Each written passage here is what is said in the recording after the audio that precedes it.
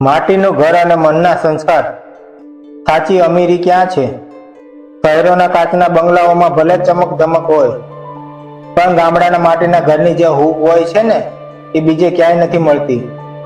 આજે લોકો પાસે સંપત્તિ વધી ગઈ છે, પણ સમજણ ઓછી થઈ ગઈ છે.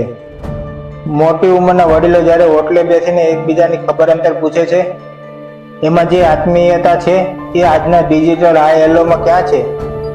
યાદ રાખજો, ઠોકર વાગે ત્યારે આળસના પથ્થર પર પડવા કરતાં માટી પર પડવું ઓછું દુખે છે.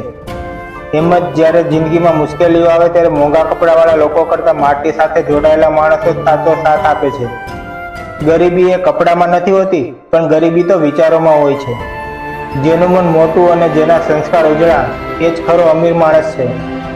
ક્યારેક એ ગરીબ મજૂરના સ્મિતને જોજો, જે આખો દિવસ કાળી મજૂરી કર્યા પછી સાંજે પોતાના પરિવાર સાથે બેસીને સૂકો રોટલો પણ અમૃત સમજીને ખાય છે.